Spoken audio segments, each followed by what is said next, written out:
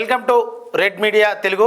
ప్రస్తుతం మీమెంతో మాకంతా అనే నినాదంతో తెలంగాణ మొత్తం ఉవ్వెత్తున ఎగసిపడుతున్న ఉద్యమ సమయంలో బీసీ సమాజం కోసం అంతర్జాతీయ స్థాయిలో ఉన్నటువంటి ఎన్ఆర్ఐలందరినీ కూడా ముందుకు తీసుకెళ్తూ ఒకటే వేదికపై తీసుకువస్తూ ఎన్ఆర్ఐ బీసీ సంఘం అధ్యక్షుడిగా, అదేవిధంగా డికేఆర్ ఫౌండేషన్ అధినేతగా మనతో పాటు ఉన్నారు దూదిగామ కిరణ్ కుమార్ అన్న. నమస్తే కిరణ్ అన్న. నమస్తే మధు అన్న.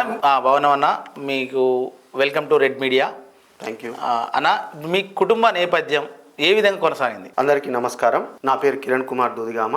పుట్టింది పెరిగింది వనపాకల గ్రామం, చిట్యాల మండలం.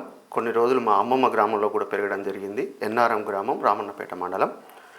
కుటుంబ విషయాలకు వస్తే అమ్మ నాన్న, అమ్మ పేరు రాములమ్మ, నాన్న పేరు రాములు. నాకు ఒక తమ్ముడు, ఒక సిస్టర్ ఉంది. సో నేను ఎదుగుతున్న క్రమంలో అమ్మ కులవృత్తి చేయడం జరిగింది. మేము బీసీ రజక కులానికి చెందిన వాళ్ళం.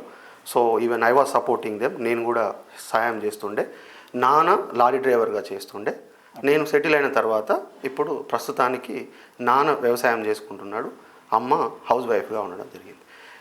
తమ్ముడు 4-5 ఇయర్స్ నుంచి లండన్లో ఉంటున్నాడు. Very good. సిస్టర్ ఇక్కడ స్థానికంగానే ఉంటుంది. సో చదువు విషయానికి వస్తే నేను 1st class to 6th class Vanipakala primary స్కూల్లో చదువుకోవడం జరిగింది. 7th to 10th ZP high school Ottimarthi దాంట్లో చదువుకోవడం జరిగింది. ఇంటర్మీడియట్ రవి జూనియర్ కాలేజీలో చదువుకోవడం, చిట్యాల మండల కేంద్రంలోని రవి జూనియర్ కాలేజీలో చదువుకోవడం జరిగింది. బీటెక్ అరోరా ఇంజనీరింగ్ కాలేజ్ భువనగిరిలో చదువుకోవడం జరిగింది. తర్వాత ఒక 2 సంవత్సరాలు అసిస్టెంట్ ప్రొఫెసర్గా వివిధ ఇంజనీరింగ్ కాలేజీలో పనిచేయడం జరిగింది. తర్వాత 2009లో నేను మాస్టర్స్ కోసం యూకేకి వెళ్ళడం జరిగింది. దీనిలో పాటు మీరు హై స్కూల్, ప్రైమరీ స్కూల్ అంటే గవర్నమెంట్ స్కూల్నే వేరు మొత్తం అంతా నా స్టడీస్ అంతా నల్గొండ జిల్లా వ్యాప్తంగా నల్గొండ పరిధిలోనే గవర్నమెంట్ స్కూల్లోనే చాలా స్థానికంగా ఉన్న స్కూల్లోనే చదువుకోవడం జరిగింది. ఒక సామాన్యమైన లారీ డ్రైవర్ కొడుకు యూకేకు వెళ్ళాడంటే అది ఎలా సాధ్యమైంది? మనిషిలో ఎదగాలనే తపన, కసి ఉంటే ఏదైనా సాధించవచ్చు అన్న మధు. అన్న. సో నాలో కూడా నా చుట్టూ సమాజంలో ఎదురైన పరిస్థితులు కావచ్చు, నా చుట్టూ సమాజంలో ఉన్న ప్రజల నుంచి కావచ్చు, సమాజంలో కొంతమంది పెద్ద మనుషులు అనే పిలువబడే కొంతమంది మూర్ఖుల వల్ల కావచ్చు, ఆ ఎదురైన సిచ్యువేషన్స్ నాలో ఎదగాలనే ఒక తపనని, కసిని పెంచాయి. సో అది లారీ డ్రైవర్ అయినా ఎవరైనా. సో నా చుట్టూ ఉన్న పరిస్థితులతోనే నేను ఛాలెంజ్గా తీసుకొని వాటితో కొట్లాడి, సో నాకు బీటెక్ అనేది ఒక ఛాలెంజ్. నేను అప్పటి వరకు గవర్నమెంట్ స్కూల్లో చదువుకున్న, చదువుల్లో ఎప్పుడు టాపర్నే. బీటెక్ అనేది ఒక ఛాలెంజింగ్. బీటెక్ చదవడం జరిగింది. బీటెక్ చదివిన తర్వాత ఇది కాదు, సమాజంలో నేను ఒక స్థాయిలో ఉండాలి, ఈ ఎదుర్కొన్న పరిస్థితులన్నీ దాటాలి అంటే సమాజంలో ఒక 1000 స్టెప్స్ పైన ఉండాలి అంటే ఇది కాదు అనుకొని నేను లెక్చరర్గా చేస్తున్న టైంలోనే ఒక డెసిషన్ తీసుకోవడం జరిగింది. నేను లండన్కి వెళ్ళాలనే డెసిషన్ తీసుకోవడం జరిగింది. దట్స్ ఆల్మోస్ట్ ఈక్వల్ టు, అంటే నేను ఒక పూర్ బ్యాక్గ్రౌండ్ నుంచి, ఒక స్క్రాచ్ నుంచి, అంటే ఒక మట్టిలో గవర్నమెంట్ స్కూల్లో చదువుకున్న వ్యక్తిగా, నేను ఫినాన్షియల్ ఇష్యూస్, ఆర్థిక సమస్యలు ఎదుర్కొన్న వ్యక్తిగా లండన్కి నేను వెళ్ళడం అంటే ఒక అంతరిక్షంలోకి ఇప్పుడు వీళ్ళు ప్రయోగాలు చేస్తున్న తీరు లాంటిది. కానీ వాటన్నిటిని ఛాలెంజ్గా తీసుకొని ఎడ్యుకేషన్ లోన్తో నేను అక్కడికి వెళ్ళడం. మీ నిబద్ధతే లక్ష్యంగా పెట్టుకున్నారు, ఇక పట్టుదల, కసి. నాకు ఒక కొటేషన్ స్ఫూర్తి మధు ఎప్పుడు, I think it's from Bill Gates. If you are born as a poor, it's not your mistake, but if you are die as a poor, definitely it's your mistake. పేదరికంలో పుట్టడం నీ తప్పు కాదు, కానీ పేదరికంతో చనిపోతే అది నీ తప్పే. ఇది నా స్ఫూర్తి. ఆ పేదరికంతో కొట్లాడిన, సమాజంలో నాకు ఎదురైనటువంటి అవమానాలు, వాటితో ప్రతి నిమిషం పోరాడిన నేను. ఆ పోరాటమే లారీ డ్రైవర్ కొడుకునైనా నన్ను లండన్కి తీసుకువెళ్ళింది, ఈరోజు సమాజంలో ఈ స్థాయిలో నిల్చోబెట్టి. అన్న, ఇప్పుడు మీరు ఈ వనిపాకల గ్రామం అయితేంది, అక్కడ మీ చిట్యాలలో జరిగినటువంటి విద్యాభ్యాసం అవుతుంది, ప్రతి ఒక్కటి కూడా అప్ టు 10th వరకు, ఇంటర్ వరకు టాపర్. ఇంటర్ వరకు కూడా ప్రతి ఒక్క దాంట్లో మీరు మంచి మీ ప్రతిభను కొనసాగించారు. అయితే మేము అక్కడ తెలుసుకుంది ఏంటంటే, అక్కడ ఉన్నటువంటి పరిస్థితులు కానీ, మీరు నిజంగా కూడా చాలా పేదరిక కుటుంబం నుంచి, అంటే మనం వెళ్ళాక మనకు చెప్పినట్టుగానే చాలా పేద పరిస్థితి నుంచి కూడా ఈ యూకే పోవడానికి చాలా ఇబ్బందులు గురైనట్టు. అంటే అప్పుడున్న తరుణంలో అప్పుడు దాదాపు 6 ఏళ్ల కిందనే యూకేకి పోయారంటే అసలు ఎన్ని ఆటుపోట్లకు గురై ఉంటారు, ఎన్ని ఇబ్బందులకు గురై ఉంటారు. వాళ్ళు చెప్పారు మీ వాళ్ళు కూడా, మీకు ఎవరో బ్యాంక్ మేనేజరు, మరి అదేవిధంగా ఒక కాలేజీ ప్రిన్సిపల్ కూడా మీకు సహకరించారట. దాని గురించి ఒక చెప్పండి అన్న, అసలు ఏమైంది? రీసెర్చ్ టాపర్ విషయంలో అయితే రీసెర్చ్ బాగానే చేసినావు మధు, థ్యాంక్ యూ. సో వాస్తవమే. సో నేను ఇందాక చెప్పినట్టు యూకేకి వెళ్ళడం అనేది నాకు అంతరిక్షంలోకి వెళ్ళడం. ఎందుకంటే నేను నాకున్న నా చుట్టూ ఉన్న ఆర్థిక పరిస్థితులు, నేను చదువుల్లో టాపరే, కానీ డైరెక్ట్ లండన్కి వెళ్ళడం అంటే అది శక్తికి మించిన పని. నా తల్లిదండ్రులకు ఆర్థికంగా అది ఇప్పుడు సరే అమ్మకు నాన్నకు అప్పుడు ల్యాండ్స్ ఉండే, అగ్రికల్చర్ ల్యాండ్స్ అవన్నీ ఉండే, కానీ అవన్నీ లోన్ పెట్టినా, అవన్నీ బ్యాంకులో పెట్టినా 2,20,000 లోను. ఓకే. నాకు కావాల్సిన లోన్ 10 లక్షలు. అబ్బా. సో 2,20,000 లోన్ అయితే ఆ బ్యాంకు మేనేజర్ పేరు గోపాలప్ప, ఇప్పటికి నాకు గుర్తుంది. ఎందుకంటే నేను బీటెక్ కాంటాక్ట్లు ఉన్నాడా ఇప్పటికైనా మీకు?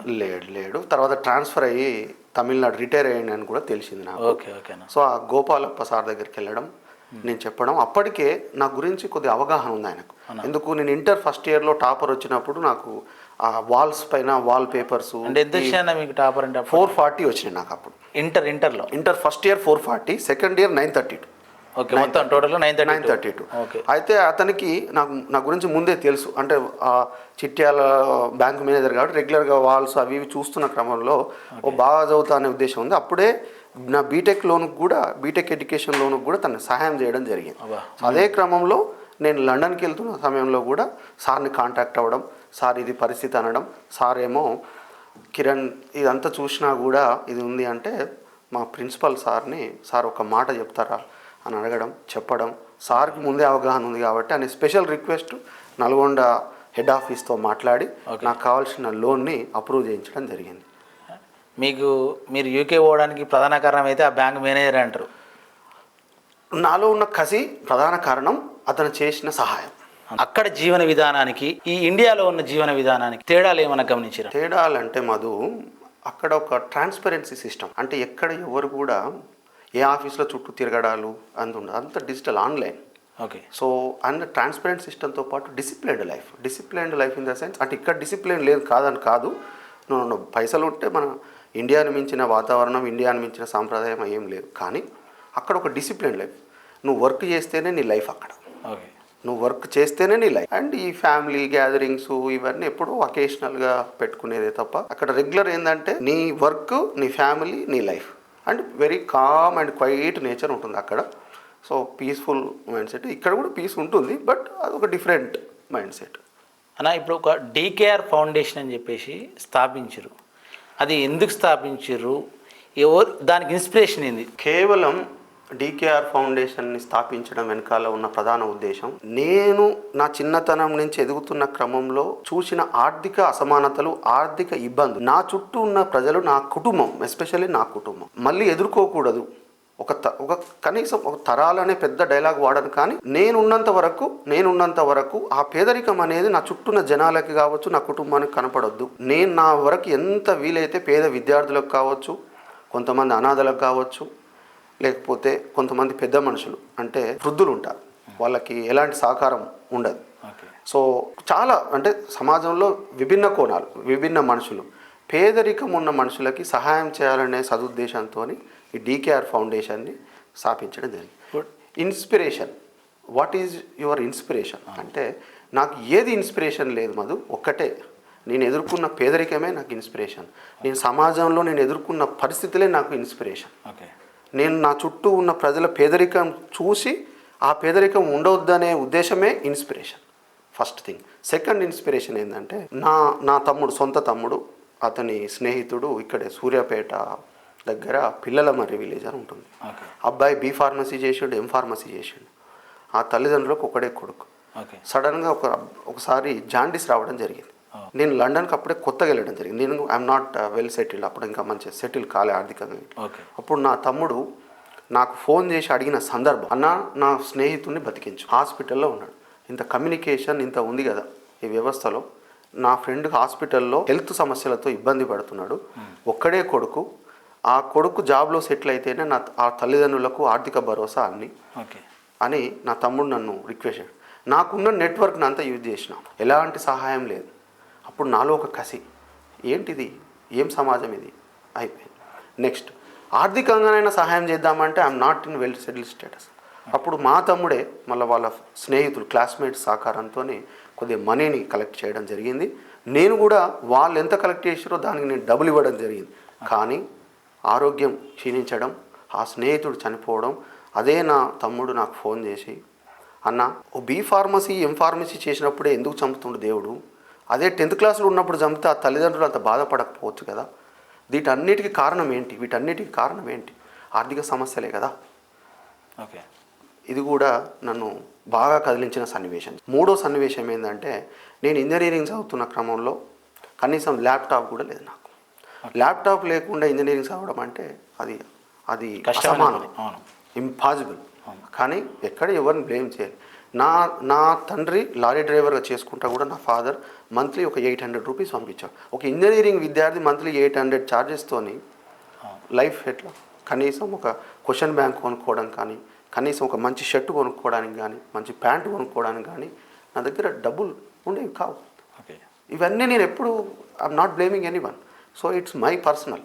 సో నేను నా తండ్రిని ఏమనలేదు, నా తల్లిని ఏమనలేదు. బట్ ఆ ఉన్న దాంట్లోనే అడ్జస్ట్ చేసుకుంటూ, ఆ పేదరికంతో కొట్లాడుతూ, no it's not my life, ఈ పేదరికాన్ని తొక్కాలి సో అనే ఉద్దేశంతో నిరంతరం ఎదగాలి కసి తపన, ఇవన్నీ నాకు ఇన్స్పిరేషన్. అందుకనే ఆ పేదరికాన్ని ఈరోజు నా చుట్టూ ఉన్న జనాలకు కావచ్చు, నా వల్ల ఏ ఆర్థిక సహాయం అయితే ఆర్థిక సహాయం, నా వల్ల ఏదైతే ఇవన్నీ మోటో ఇన్స్పిరేషన్. డీకేఆర్ ఫౌండేషన్ అంటే ఏంది, అసలు డీకేఆర్ ఫౌండేషన్ ద్వారా ఎట్లాంటి కార్యక్రమాలు ఎంచుకుంటారు? అంటే మీరు ప్రజలకు ఏ కార్యక్రమాలు చేయాలనుకుంటారు? చాలామంది చాలా విధాలుగా అంటే ఇప్పుడు దాదాపు సుమారుగా మనం తీసుకుంటే నలుగురిలో చాలామంది పేదలు ఉంటారు. అందరికైతే సాయం చేయలేం, కొందరికన్నా చేస్తాం కదా. అది ఎలాంటి కార్యక్రమాలు తీసుకుంటారు ఏంటి? సో డీకేఆర్ అంటే దూదిగామ కిరణ్ కుమార్. ఓకే, సో ముద్దుగా అంటే ప్రొనౌన్సియేషన్ కోసం బాగుంటుంది, ప్లస్ మంచిగా సూటబుల్ అవుతుంది అనే ఉద్దేశంతో. సో నాకు ఒక బ్రాండ్, నాకంటూ ఒక బ్రాండ్ ఉంటే బాగుంటుంది అనే ఉద్దేశంతో సో డీకేఆర్ అని పెట్టుకోవడం జరిగింది. ఓకే, ఇక సేవల విషయంకి వస్తే I'm naught into particular reason అట్లేం లేదు.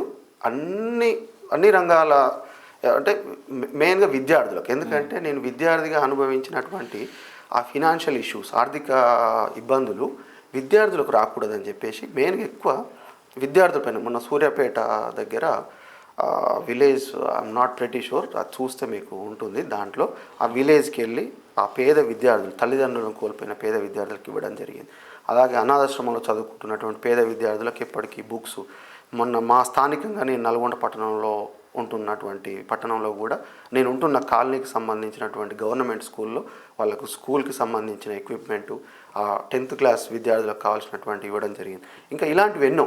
మొన్ననే చిట్యాల హై స్కూల్లో కూడా నేను విద్యార్థులకు కావాల్సినటువంటి సమ్ కైండ్ ఆఫ్ వాళ్ళకు ఏదో ఆర్థిక అవసరాలు అంటే స్కూల్ సంబంధించిన అవసరాలు ఇవ్వడం జరిగింది. అలాగే నేను పుట్టి పెరిగి చదువుకున్న వనిపాకల గ్రామంలో కూడా వాలంటీర్ని నియమించుకుంటామంటే వాళ్ళకు కూడా ఆర్థిక సహాయం జరిగింది. అలాగే నాట్ ఓన్లీ ఎడ్యుకేషన్ డిపార్ట్మెంట్. మొన్ననే నేను ఎయిర్పోర్ట్ నుంచి వస్తున్న సందర్భంలో నా మిత్రులు నా సోదరులు ఒక వృద్ధ మహిళ అన్న, ఆమెకు ఎవరు లేరు, ఆమె పెన్షన్తోనే జీవిస్తుందంటే ఆమెకు వెళ్ళి వెంటనే ఆమెకు కావాల్సినవి ఒక 3-4 మంత్స్కి కావాల్సినటువంటి ఆమె అవసరాలు అండ్ ఫైనాన్షియల్ కూడా మొన్న రీసెంట్గా 2 days బ్యాక్ కూడా ఒక 4 సంవత్సరాల నుంచి పక్షపాతం వచ్చిన ఒక వ్యక్తి పద్మనాభంలో సో లేవలేని స్థితిలో అంటే it's naught into particular sector, ఎవరైనా కావచ్చు. పేదరికం ఎక్కడ ఉందంటే వాళ్ళకి నేను సేవ చేస్తాను. ఇప్పుడు వచ్చేటప్పుడు కూడా ఈ ప్రోగ్రామ్కి వచ్చే ముందు కూడా ఈరోజు నాకు తెలిసినటువంటి ఒక సోదరుడు ఒక 15-16 సంవత్సరాల నుంచి వైద్య సేవలు అందిస్తుండే అక్కడ పేద ప్రజలకు. సో ఎవరైనా డబ్బులు లేని వాళ్ళు వస్తే నీ దగ్గరికి ఇప్పుడే నీకు సరిపడా మనీ ఇస్తున్నా అని చెప్పేసి ఆ పేద ప్రజలకు సాయం చేయమని చెప్పి ఇప్పుడే ఆ ప్రోగ్రామ్ నుంచే వస్తున్నాను. సో అంటే పేదరికం ఎక్కడున్నా నేను చలించిపోతాను. నేను చూసిన ఆ అనుభవాల దృష్ట్యా ఇంకొకరు అనుభవించొద్దు అనేది ఒక తపన. ఇప్పుడు డీకేఆర్ ఫౌండేషన్ ద్వారా ఒక ఉమ్మడి నల్గొండ జిల్లాకే మీ సేవలు పరిమితం అవుతాయా, లేకపోతే రాష్ట్ర వ్యాప్తంగా కూడా మీరు ఇలాంటి సహకారాలు చేస్తారా? పుట్టింది పెరిగింది నాకు ఎక్కువ కమ్యూనికేషన్ ఉన్నది ఇక్కడనే కాబట్టి మధు. సో ఎక్కువ ఇలాంటి ఇన్సిడెంట్స్, ఇలాంటి ఇష్యూస్ ఎక్కువ మన నల్గొండ జిల్లా నుంచి ఎక్కువ వస్తుంటాయి. But it's not limited to Nalgonda district. నేను మహబూబ్ నగర్ జిల్లాకు సంబంధించిన ఒక స్టూడెంట్కి హెల్ప్ చేయడం జరిగింది. అలాగే ఖమ్మం జిల్లాకు సంబంధించిన ఒక స్టూడెంట్ కూడా, రీసెంట్గా హైదరాబాద్కు సంబంధించిన స్టూడెంట్ కూడా. కొన్నేమో బయటికి చెప్తుంటా, కొన్నేమో చెప్పాను, అంటే ఎన్నని గుర్తుండవు కదా అట్లా. But it's not limited to Nalgonda district, అన్ని జిల్లాలకు, రాష్ట్ర ఎక్కడ పేదరికం ఎవరైనా ఇబ్బంది పెడితే వాళ్ళకి సహాయం చేసి. ఇప్పుడు బీసీల సంక్షేమం కోసం ఎన్ఆర్ఐలు అందరినీ ఒక తడిపై తీసుకొస్తున్నారు. మరి బీసీల కుటుంబాలకు డీకేఆర్ ఫౌండేషన్ సేవలు అందిస్తుందా, లేకపోతే ఏ వర్గంలో ఉన్న పేదవాళ్ళకైనా మీరు ఇట్లాంటి సేవలు చేస్తారా? సో ఆ బీసీ ఉద్యమం అనేది ఒక డిఫరెంట్ ఆస్పెక్ట్ మధు. సో దానికి ఈ సేవకు సంబంధం లేదు. సో ఈ ఫౌండేషన్ అనేది కేవలం సేవ, అది ఎవరైనా కావచ్చు, నా బహుజన సోదరులే కావచ్చు, అగ్రకులాలే కావచ్చు, పేదరికం ఉంటే ఎవరికైనా సాయం చేస్తారు. ఆ బీసీ ఉద్యమం అనేది కంప్లీట్ డిఫరెంట్.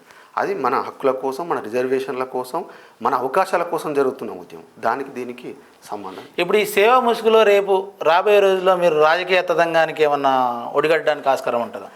నాకు మధు, నువ్వు ఎంక్వైరీ చేయొచ్చు, దీనికి ఇంటర్వ్యూకి ముందు రీసెర్చ్ చేయొచ్చు నా గురించి. నాకు రాష్ట్రంలో ఉన్న అన్ని రాజకీయ పార్టీల పెద్ద పెద్ద అగ్రనాయకులతో మంచి సంబంధాలు ఉన్నాయి. నేను ఒకవేళ రాజకీయ వేదికే కావాలనుకుంటే నేను రాజకీయ పార్టీలనే డైరెక్ట్ జాయిన్ అవుతాను. ఇప్పుడు లండన్కి వచ్చిన బీసీ ఎమ్మెల్యేలు, ఎస్సీ ఎమ్మెల్యేలు ఎవరు వచ్చినా నా ఇంటికి వస్తారు, నేను ఆతిథ్యం ఇస్తా. అలాగే వాళ్ళకు సంబంధించినటువంటి మీటింగ్స్ కూడా ఆర్గనైజ్ చేస్తూ ఉంటా. నాకు మంచి ఫ్రెండ్షిప్ ఉంది వాళ్ళతో. సో దీంతోనే నేను యాక్టివ్ అవ్వడమో లేకపోతే దీన్ని యూజ్ చేసుకొని రాజకీయంగా అనేది చాలా రాంగ్ క్వశ్చన్ అండ్ తప్పు కూడా. సో నేను ఆల్రెడీ ఇలాంటి కార్యక్రమాలు ఎన్నో చేస్తున్నా అక్కడ ఆల్రెడీ. కాకపోతే ఎన్ని సంవత్సరాలుగా ఈ సేవలు చేస్తున్నారు నేను సుమారు 8 సంవత్సరాల నుంచి చేస్తున్నాం అది. కాకపోతే అఫీషియల్గా ఫౌండేషన్ పెట్టి అంటే నీలాంటి మిత్రులు సోదరులే చెప్పడం జరిగింది, అన్న అకౌంటబిలిటీ ఉండాలి దేనికైనా. ఇప్పటి వరకు ఏదైనా రాజకీయ పార్టీతో మీరు పూర్తి సత్సంబాలు కలిగి ఉన్నారా? నా చిన్నతనంలో నేను టీడీపీ పార్టీలో బాగా తిరిగిన మధు. సో అవే రిలేషన్ ఇంకా ఉన్నాయి, వాళ్ళు వివిధ పార్టీలలో ఉన్న రిలేషన్స్ కంటిన్యూ అవుతున్నాయి. కాకపోతే తర్వాత ఈ పార్టీలో జాయిన్ కాలేదు. కాకపోతే అందరితోని మంచి సత్సంబంధాలు, అన్ని పార్టీల మంచి పెద్ద లీడర్స్తోనే సత్సంబంధాలు ఉన్నాయి. మరి రాబోయే రోజుల్లో చంద్రబాబు నాయుడు మరి నల్గొండలో కానీ తెలంగాణలో కానీ పార్టీని బలోపేతం చేద్దాం అనుకుంటుండు. మరి దానికి సంబంధించి మీరు ఏమైనా కార్యాచరణ ఏమైనా ప్లాన్ చేసుకున్నారా? ఇప్పటికీ ఇప్పుడు ప్రస్తుతానికైతే అలాంటి రాజకీయ ఉద్దేశాలు కానీ రాజకీయాలకు రావాలనే ఉద్దేశాలు లేవు. నాకు ఒకటే లక్ష్యం, ఇప్పుడు బీసీలకు రిజర్వేషన్ రావాలి, నా బీసీ సమాజం బాగుపడాలి, బీసీలకు రాజ్యాధికారం రావాలి, బీసీల హక్కులు కావాలి, బీసీలకు అవకాశాలు కావాలి. నాకు ఇచ్చిన పోస్ట్కి నేను 100% రెస్పాన్సిబిలిటీగా బాధ్యత తీసుకొని నా పూర్తి కమిట్మెంట్తోని ఆ పదవికి కంప్లీట్ సాటిస్ఫాక్షన్ తేవాలనేది నా ముందున్న ఎజెండా. ఎన్ఆర్ఐలతోని క్రూషియల్ పార్ట్, అంటే ఈ బీసీ ఉద్యమానికి ఎన్ఆర్ఐల పాత్ర ఎంత కీలకమో నేను చూపించాలనేదే అండ్ నెక్స్ట్ లెవెల్కి తీసుకెళ్ళాలి. ఇప్పుడు లక్షల కోట్ల రూపాయలు ఉన్న వాళ్ళు చాలామంది ఉన్నారు. ఇప్పుడు మన తెలంగాణలో చూసుకుంటే చాలామంది ఎన్ఆర్ఐలు కూడా ఉన్నారు. చాలా అగ్రవర్ణ కులాలలో ఇంకా వందలాది కోట్ల రూపాయలు, వేలాది కోట్ల రూపాయలు, అదేవిధంగా భూములు కూడా ఉన్నాయి ఇక్కడనే. కానీ మీరు ఈ గడిచిన 16 ఏళ్ళలో 6 సంవత్సరాల నుంచి, అంటే సుమారు 7 సంవత్సరాలు, నేను మనం తెలుసుకున్న విషయం కూడా 6 నుంచి 7 మధ్యలో మీరు డీకేఆర్ ఫౌండేషన్ పెట్టి దాదాపు సుమారు లక్షల రూపాయలు వెచ్చించి పేద ప్రజల కోసం చేస్తారు. మరి ఇప్పుడు వాళ్ళు ఏలేదు మీరు చేస్తున్నారంటే దానికి ఇన్స్పిరేషన్ ఏంది మీకు అసలు? చెప్పినా కదా మధు ఇందాకనే. సో నాకు నా చుట్టూ సమాజంలో పేదరికాన్ని చూస్తే చలించిపోతాం. So I don't take it easy, అంత ఈజీగా తీసుకోండి. సో అది మెయిన్.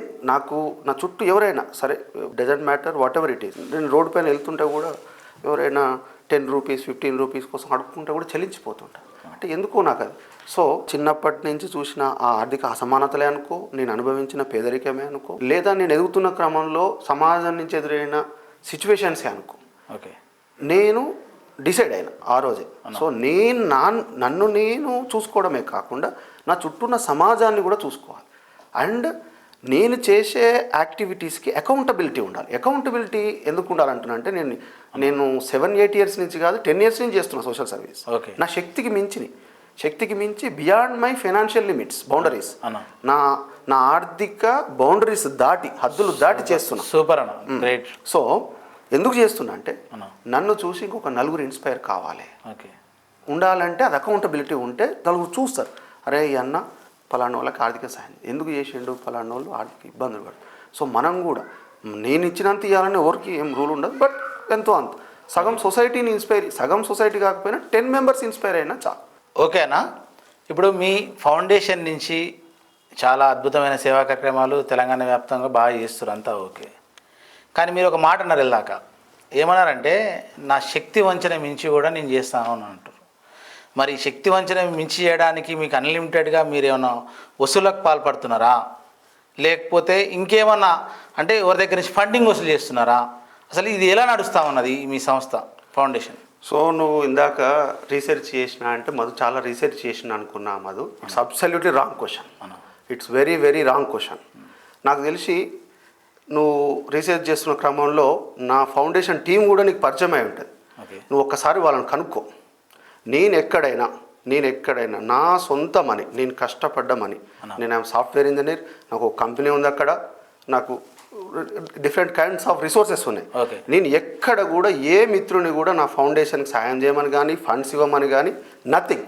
నువ్వు కనుక్కొని, వేరే మీడియా పర్సన్, నువ్వు కనుక్కొని ఎక్కడైనా ఈ అన్న వీళ్ళ దగ్గర నుంచి డబ్బులు తీసుకుండు, ఎస్పెషల్లీ ఫౌండేషన్ విషయంలో తీసుకుంటే నేను ఓపెన్గా నీకు సారీ చెప్పి, ఓపెన్గా ప్రజలకు కూడా సారీ చెప్పి నా ఫౌండేషన్ క్లోజ్ చేసుకుంటా. అయితే మీరనే కాదు, సమాజంలో జరుగుతున్నటువంటి ఈ రుగ్మతలు ఏమవుతున్నాయి అనుకోండి, చాలామంది ఇట్లా ఫౌండేషన్ ముసుగులో దందాలు చేస్తున్నారు.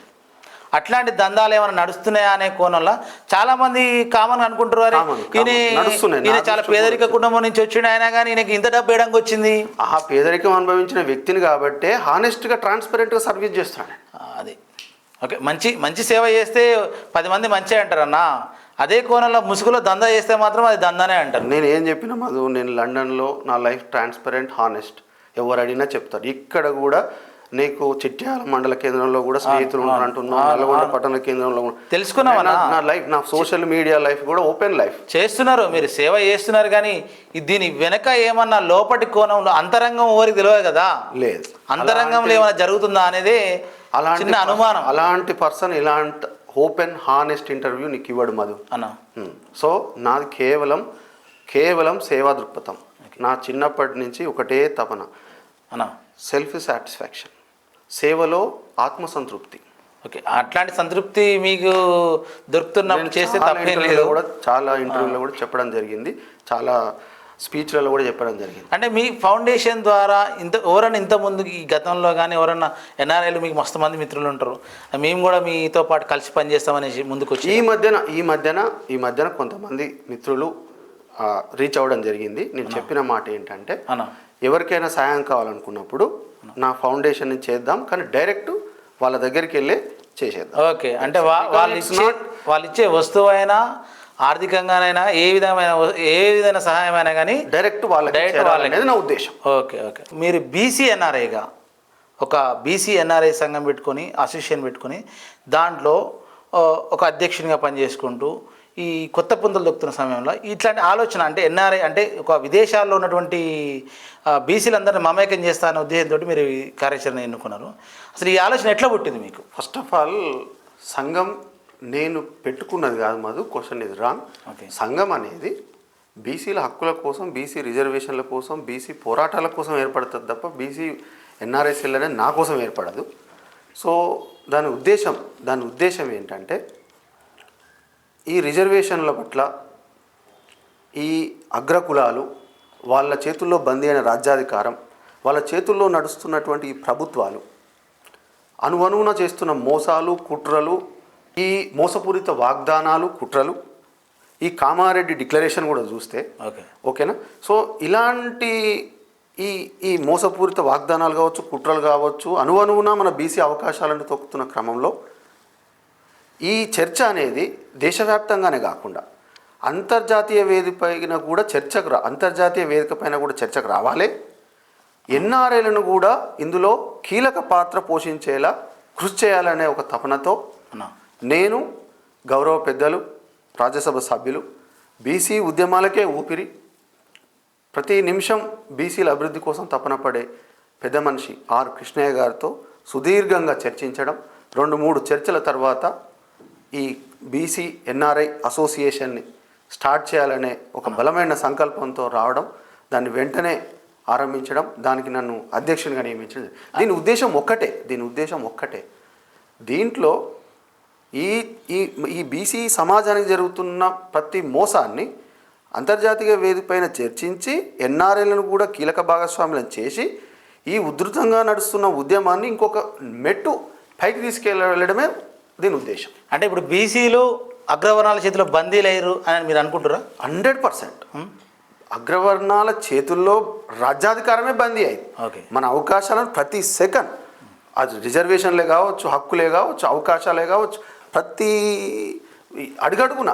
మరి మీరు తీసుకున్న నిర్ణయం వెనకాల ఇప్పుడు రేపు బీసీ ఎన్ఆర్ఐలు అందరూ మీతో పాటు ఐక్యంగా పనిచేస్తారనే ఆలోచన మీకుందా? ఇందాక నేను వేరే ఒక ప్రశ్న అడిగినప్పుడు చెప్పిన సమాధానంలో చెప్తున్నా మధు, నేను ఆల్రెడీ అక్కడ వివిధ కార్యక్రమాలు చేసిన వ్యక్తిని, ఆల్రెడీ బీసీ ఉద్యమాలు కూడా చేసిన వ్యక్తిని, నాతోని అందరూ బీసీ సమాజం అంతా ఉన్న వ్యక్తిని. కాకపోతే ఈ ఉద్యమానికి మనం ఒక కొత్త ఒక విప్లవ స్ఫూర్తి తీసుకురావాలి, ఒక పోరాట స్ఫూర్తి తీసుకురావాలి. అంటే దానికి ఒక వేదిక ఉండాలి మనకు. ఇప్పటివరకు పెట్టిన మీటింగులు వివిధ సంఘాల మీటింగులు కావచ్చు, వివిధ కార్యక్రమాలు కావచ్చు, కానీ ఈ బీసీల పోరాటాల కోసం, బీసీ హక్కుల కోసం, రిజర్వేషన్ల కోసం ఫైట్ చేయడానికి ఎన్ఆర్ఐ వేదిక కూడా ఉంటే బాగుంటుందని ఈ ఉద్దేశంతో తీసుకుంది తప్ప ప్లస్ అందరూ బీసీల కోసము పుట్టగొడుగు లెక్క రోజుకో సంఘం పుడుతుంది. అందులో కూడా మీ సంఘం ఒకటిగా పరిగణించవచ్చా? ఎట్లా మీ సంఘం కార్యాచరణ? నో ఇది మళ్ళీ మధు, సో ఇది పుట్టిన సంఘం కాదు, ఇది ఎన్ఆర్ఐ అసోసియేషన్. ఓకే. అంటే ఇప్పటివరకు ఇక్కడ లోకల్లో చాలా ఉన్నాయి, వాళ్ళని it's not to blame anyone. వాళ్ళ ఫైనల్ ఉద్దేశం కూడా మన బీసీ రిజర్వేషన్లు, మన బీసీ రాజ్యాధికారం కోసమే. ఈ ఎన్ఆర్ఐ అసోసియేషన్ ఉన్న ఎన్ని పుట్టగొడుగుల్లాగా వచ్చినా అందరి ఉద్దేశం ఒక్కటే, ఫైనల్ బీసీ రాజ్యాధికారం రావాలి, మన రిజర్వేషన్స్ రావాలి. బీసీల మీద పేరుతో ఏదైతే ఎన్ఆర్ఎస్ఎల్ ఏర్పడిందో రేపు రాజకీయ ఎదుగుదల కోసమే ఇదంతా తతంగా నడుస్తుంది ఎన్ఆర్ఎస్ఎల్ అనేది కొంతమంది అనుమానం వ్యక్తం చేస్తూ ఉన్నారు. అయితే ఇక్కడ రాంగ్ అసంప్షన్ ఉండొచ్చు దాంట్లో. నీ ప్రశ్న నేనేం తప్పు పట్టాను, ఎందుకంటే చాలామంది ఏం చేస్తారంటే వాళ్ళ ఎదుగుదల కోసం వివిధ సంఘాలను పెడతారు. కానీ ఇక్కడ నా ఎదుగుదల డిఫరెంట్. నువ్వు నా గ్రోత్ చూసుకుంటే, నువ్వు ఎంక్వైరీ చేస్తే కూడా తెలుస్తుంది. ఆల్రెడీ నేను మంచి రాజకీయ నాయకులతోని నేను గుడ్ రిలేషన్స్ ఉన్నా, మంచి గుడ్ వర్డ్స్తో ఉన్నా, గుడ్ టాక్స్తో ఉన్నా. నేను కావాలంటే డైరెక్టే వాళ్ళతో వెళ్తా, నేను నాకు ఇష్టమైన పార్టీతో వెళ్తా. కానీ నా ఉద్దేశం ఒక్కటే, నా బీసీ సమాజం బాగుపడాలి, నా బీసీల రాజ్యాధికారం రావాలి, మన బీసీల రిజర్వేషన్స్ రావాలి. ఇప్పటికైనా అగ్రవర్ణ కులాలు తెలుసుకొని మన అవకాశాలు మనకి ఇవ్వాలి. మొన్న రీసెంట్గా మన నల్లగొండ జిల్లాలో ఎల్లమ్మగూడెంలో యాదగిరి అనే వ్యక్తి పైన ఒక అగ్రవర్ణానికి చెందిన వ్యక్తి ఆయనకు మూత్రం తాగించిండు అని చెప్పేసి చాలామంది చాలా విధాలుగా బీసీ సంఘాలు కానీ అక్కడ ఉన్నటువంటి అన్ని సంఘాలు కూడా వెళ్ళి ఆయనకు మద్దతు తెలిపారు. మరి మీ ఎన్ఆర్ఐ సంఘం అప్పుడు ఏం చేసింది? నేను మద్దతు ప్రకటించడం అయితే జరిగింది, కాకపోతే ఆ రోజు ఆరోగ్య సమస్యల వల్ల నేను వెళ్ళలేకపోయినా మధు, దానికి నేను చింతిస్తున్నాను, క్షమాపణ కూడా తెలియజేస్తున్నాను. ఇది ఒక్క ఇన్సిడెంటే కాదు, మొన్న గౌరవ మంత్రి సురేఖ గారి విషయంలో కూడా ఈ అగ్రవర్ణ కులాలు రాజకీయం చేయబోయారు. జై బీసీ అనగానే ఆ మంత్రి పదవికి ఎటువంటి, అంటే బీసీలలో ఒక ఐక్యత, ఒక ఉద్యమం ఉధృతంగా ఉంది, ఒక స్ఫూర్తి ఉంది. అలాగే మన జిల్లా వ్యక్తి అయినటువంటి పున్నా కైలాష్ నేత విషయంలో కూడా డీసీసీ ప్రెసిడెంట్ రాగానే తనని కదిలించే సమస్య క్రియేట్ చేశారు. ఓకేనా? ఇప్పుడు బీసీ ఉద్యమం ఇంత తీవ్రంగా నడుస్తుందని చెప్పేసి బ్యాక్ స్టెప్ వేసి ఇప్పుడు రేపు నల్లగొండ జిల్లాలో మీరు ఎదుగుతున్న తరుణంలో, ఒక బీసీ ఎన్ఆర్ఐ ఎదుగుతున్న తరుణంలో అగ్రవర్ణాలు మీపై కక్ష సాధింపు చర్యలు చేస్తారనుకుంటున్నారా, లేకపోతే మిమ్మల్ని కూడా అందరి లెక్కనే పరిగణలోకి తీసుకుంటారనుకుంటారా? నేను చేస్తున్న పోరాటం ఎవరి కోసం? వాళ్ళ ఆస్తుల కోసం కాదు, వాళ్ళ పర్సనల్ ఎజెండాతో కాదు. నేను చేస్తుంది ఒకటి, నా బీసీ సమాజం కోసం చేస్తున్నా. నేను వాళ్ళతో పర్సనల్ ఎజెండా ఏం లేదు కదా. నాకు అందరు వాళ్ళది కూడా మిత్రులే, కానీ నేను వాళ్ళతో పోరాటం చేయట్లేను. No it's wrong.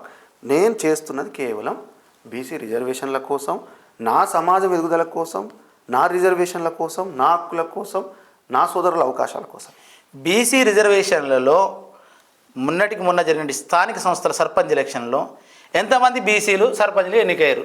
ఎంత శాతం వరకు తెలంగాణలో? ఎంతమంది ఎలెక్ట్ అయ్యారు అనేది రేపు తెలుస్తుంది అనుకుంటున్నాం మధు, ఎందుకంటే ఫైనల్ స్టేజ్ థర్డ్ ఫేజ్ ఉంది. కానీ ఇచ్చింది మాత్రం 17% ఇచ్చారు.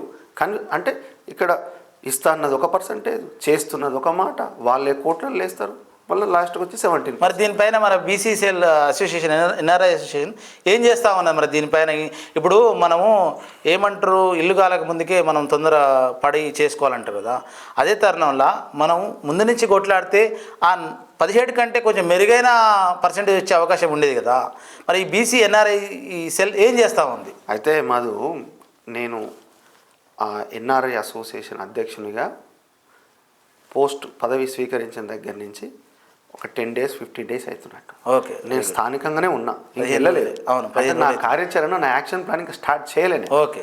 సో బట్ లోకల్లో ఉన్నా కాబట్టి మొన్నటికి మొన్న కూడా చూస్తే మన ఇంత తీవ్రంగా నడుస్తున్నటువంటి మన మలిదశ బీసీ ఉద్యమంలో మన బీసీ సోదరుడు ఆత్మార్పణ చేసుకోవడం జరిగింది. ఓకే. సో దానికి లోకల్లో ర్యాలీలు ధర్నాలు చేయడం జరిగింది. దాంట్లో కూడా నేను పార్టిసిపేట్ జరిగింది. ఇంకో కార్యాచరణ ఏదున్నా లోకల్లో ఉన్నా కాబట్టి లోకల్ కార్యాచరణలో నేను ప్రతి యాక్టివిటీలో నేను నా బీసీ సమాజం కోసం పోరాడుతూనే ఉన్నా. ఓకే. అంటే ఇప్పుడు నేను అనేది ఒకటేనా, ఇప్పుడు ప్రస్తుతం ఇన్ని ఏళ్ళుగా బీసీ ఉద్యమం, మలిదశ ఉద్యమం కూడా మొదలైంది, ఇన్నేళ్ళు ఉద్యమం జరిగింది. మరి ఇప్పుడు దోదిగా మా కిరణ్ కుమార్ వచ్చినాక ఈ ఉద్యమం ఇంకా ఉవ్వెత్తున లేస్తుందా, లేకపోతే దీని మీద ఏమైనా ఎఫెక్ట్ ఉంటుందా? కంపల్సరీ నాకు ఇచ్చిన బాధ్యత ఎన్ఆర్ఐ బీసీ అసోసియేషన్ ప్రెసిడెంట్. నేను దీనికి చేయాల్సిన నా కార్యాచరణ యాక్షన్ ప్లాన్ ఏంటంటే, దీంట్లో ఎన్ఆర్ఐ బీసీ సమాజాన్ని కూడా క్రూషియల్ రోల్ ప్లేస్, క్రిటికల్ అంటే కీలక భాగస్వామ్యం చేయాలి. ఇక్కడ ఈ లోకల్లో మన రాష్ట్రంలో జరుగుతున్నటువంటి బీసీ కార్యాచరణని సమన్వయం చేసుకుంటూ అక్కడ కూడా నేను అదే ప్రోగ్రామ్స్ చేస్తూ అంతర్జాతీయ వేదిక పైన చర్చకు వచ్చేటట్టు చూసి ఈ ఉద్యమానికి మరొక రూపం, అంటే నా వంతు సహాయం, అంటే మన బీసీ రాజ్యాధికారం కోసం నేను చేయాల్సిన కార్యాచరణ అంతా చేస్తాను. ఆత్మగౌరవం, అభివృద్ధి, రాజ్యాధికారం లక్ష్యంగా బీసీ సంఘాలన్నీ కూడా పనిచేస్తూనే అంటారు. మరి అసలు ఈ బీసీలకు సరైన హక్కుల్ని కానీ సరైన రిజర్వేషన్ కల్పించడంలో వైఫల్యం ఎవరు చెందుతున్నారు? ఇక్కడ వైఫల్యం అంటే కొన్నిసార్లు ఏమో ఐక్యత లేదు అని చెప్పేసి అగ్రవర్ణ కులాలు ఒక రాంగ్ ప్రొపగాండా స్ప్రెడ్ చేసి, ఓకేనా, అది బీసీల్లో కంప్లీట్ ఐక్యత ఉన్నా కానీ ఎందుకు చేస్తున్నారు ఇదంటే, వాళ్ళ చేతుల్లో రాజ్యాధికారం బందీ అయింది. చట్టం వాళ్ళ చుట్టం చేసుకున్నారు. వాళ్ళు చట్టాలు చేసే అధికారం వాళ్ళ చేతుల్లోనే ఉంది. చట్టాలు వాళ్ళే చేస్తారు, సంతకాలు వాళ్ళే పెట్టుకుంటారు. అప్పుడు మన రిజర్వేషన్లు ఎక్కడి నుంచి? మరి నల్గొండలో బీసీ నాయకత్వం బలంగా లేదనుకుంటారా మీరు? పొలిటికల్ కానీ నాట్ ఓన్లీ నల్గొండ, తెలంగాణ రాష్ట్ర వ్యాప్తంగా కూడా బలంగా ఉంది. ఇదంతా ఒక రాంగ్ ప్రొపగాండా మధు, అంతే ఏం లేదు. అక్కడైనా బీసీలు ఉన్నా, నేనే ఒక నాయకుడిని అనుకున్నా, ఎగ్జాంపుల్ చెప్తున్నా, ప్రతి చదువుకున్న బీసీ విద్యార్థి ఒక నాయకుడే. మరి ఇంతమంది ఎన్ఆర్ఐలు ఉన్నా కానీ వీళ్ళందరినీ కాదని మీకే ఈ ఎన్ఆర్ఎస్ఎల్ బీసీ సంఘం అధ్యక్షుడిగా ఇవ్వడానికి కారణం ఏంది? అసలు మీ దగ్గర అంత దమ్ముందా? ఓకే, గుడ్ క్వశ్చన్, మంచి క్వశ్చన్ అడిగినావు మధు. సో ఫస్ట్ నాకే ఎందుకు ఇచ్చిన అనే దానికి ఆన్సర్ చెప్తాను నేను. సో కృష్ణయ్య గారు అంత ఆషామాషి వ్యక్తి అయితే కాదు, అంత చిన్న స్థాయి వ్యక్తి అయితే కాదు. సమాజంలో చాలా ఉన్నత స్థాయిలో ఉన్న వ్యక్తి, ఈ బీసీ ఉద్యమానికే ఊపిరి పోసిన వ్యక్తి, ఇప్పుడు రాజ్యసభ సభ్యులు. ఓకేనా. సో అంత పెద్ద వ్యక్తి ఈ స్థానం అంతమందిని కాదని నాకు ఎందుకు ఇచ్చిన అనుకుంటున్నావు? నాలో పట్టుదల, నాలో ఒక కసి, నేను బీసీ సమాజం కోసం చేస్తున్నటువంటి సహాయ కార్యక్రమాలు, నేను చేస్తున్నటువంటి కొన్ని ఉద్యమ కార్యక్రమాలు కూడా ఆయన దృష్టికి వచ్చిన సందర్భంగా, మేము కలిసిన సందర్భంగా, సార్ ఇట్లా బాగుంటుంది అని ఒక 2-3 సుదీర్ఘ చర్చల తర్వాత ఇది చేయడం జరిగింది. నన్ను రాజకీయ పబ్బం గడుపుకోవడానికే మీరు ఎన్ఆర్ఐ సెల్ పెట్టిన? No, this is absolutely wrong Madhu, absolutely wrong. ఎందుకంటే నాకు ఆల్రెడీ రాజకీయ పరిచయాలు ఉన్నాయని చెప్పేసి నీకు ముందే చెప్పినాక కూడా నువ్వు మళ్ళీ ఏమంటారు అంటున్నా, కొత్త కుంపట్లు పెట్టుకుంటూ వస్తున్నాయి సెల్లు.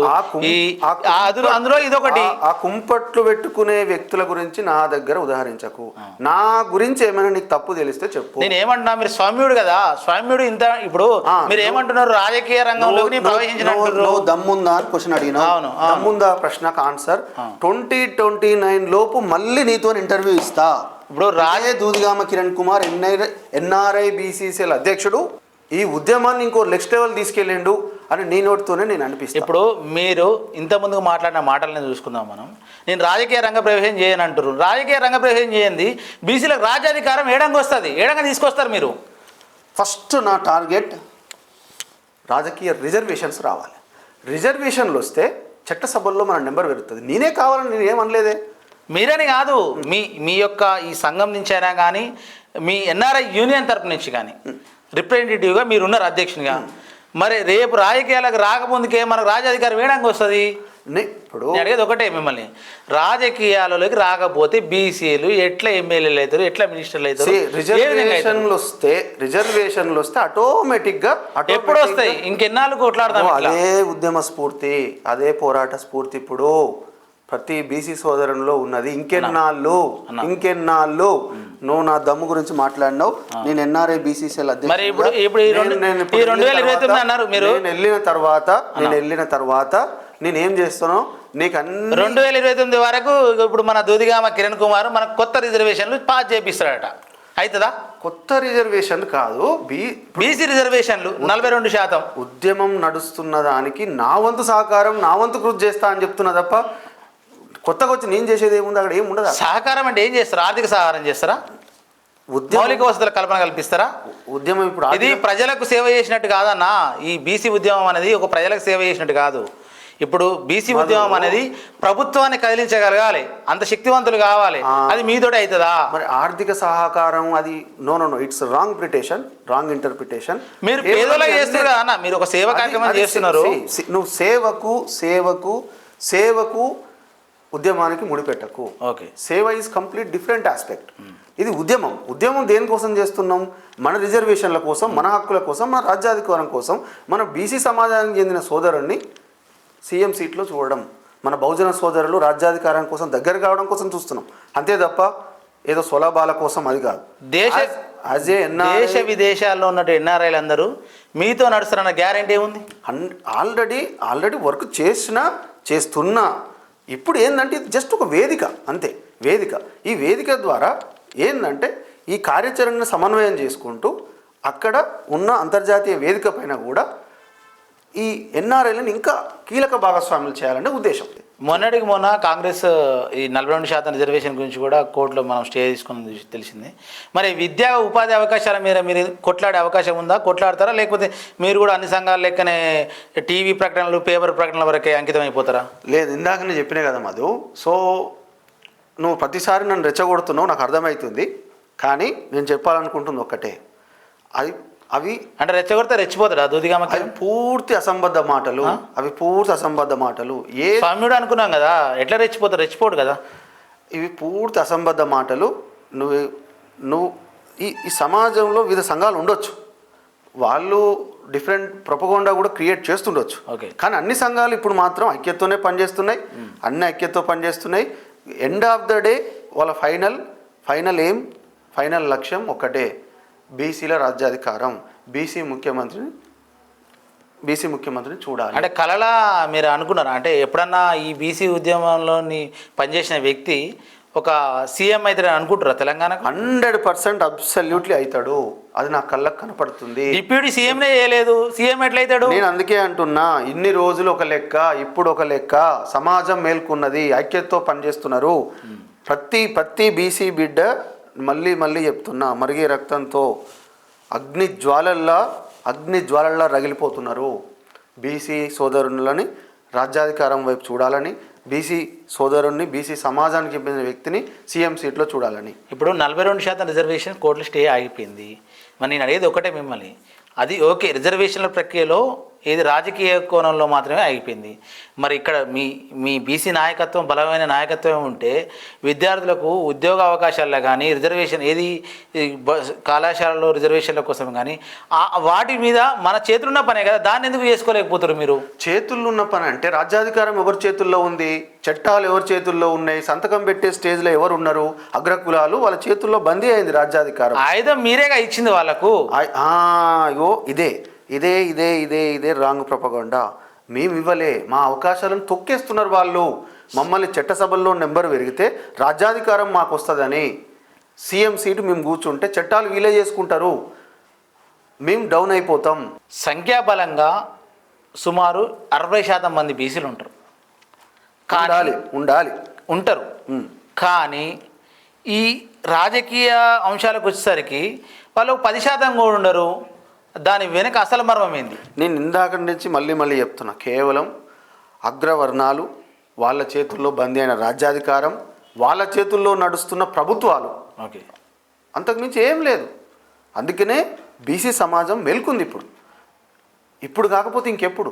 తెలంగాణలో బీసీ బంద్ ప్రకటించారు. ప్రకటించినప్పుడు అసలు బీజేపీ నాయకులు పాల్గొన్నారు, అటు కాంగ్రెస్ నాయకులు పాల్గొన్నారు, అటు బీఆర్ఎస్ నాయకులు పాల్గొన్నారు. వీళ్ళందరూ కూడా పాల్గొన్నారు. మరి ఇప్పుడు అందరూ శాఖాహారులు రొయ్యల ముళ్ళు ఎడిగిపోయాయి అన్నట్టు అయింది. ఇప్పుడు మన బీసీల దగ్గరికి వచ్చేసరికి ఇవన్నీ కుట్రలు జరుగుతూ ఉన్నాయి. ఈ కుట్రల్ని అగ్రవర్ణాల నుంచి తిప్పికొట్టే విధంగా మరి మీరు ఏం చేస్తారు?